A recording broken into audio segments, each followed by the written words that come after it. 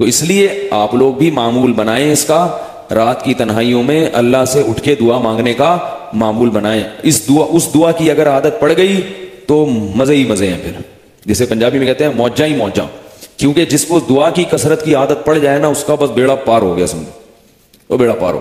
کیونکہ اللہ کے سامنے گڑ گڑانے کا اتنا فائدہ ہے کہ وہ ہو ہی نہیں سکتا کہ اللہ اس کو نہ دے، یہ ہو نہیں سکتا. اور اللہ نے ایک اصول بنایا ہے کہ جو مانگ رہے وہ نہیں دیا تو کچھ اور دے دوں گا، تو پھر تو موجہ ہی موجہ ہیں کہ نہیں. لیکن ان لوگوں کے لیے جن کو اللہ پر ایمان ہے.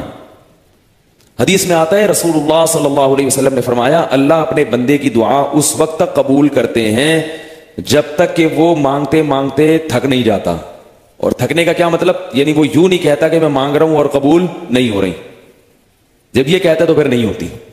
جب تک یہ نہیں کہتا تو ساری قبول ہو رہی ہوتی ہیں، لیکن اس کو نظر نہیں آ رہی ہوتی، نظر نہیں آ رہی ہوتی. اب آپ اپنے بیٹے کی شفا کے لیے دعا مانگ رہے ہیں، اللہ اس بچے کو ٹھیک کر دے، اللہ اس بچے کو ٹھیک کر دے، بچہ ٹھیک نہیں ہو رہا. اب آپ مایوس ہو رہے ہیں، حالانکہ ہو کیا رہا ہے؟ دوسرے بچے پر بیماری آنے والی تھی، اللہ نے وہ آپ کی دعا سے پہلے ہی ٹال دی.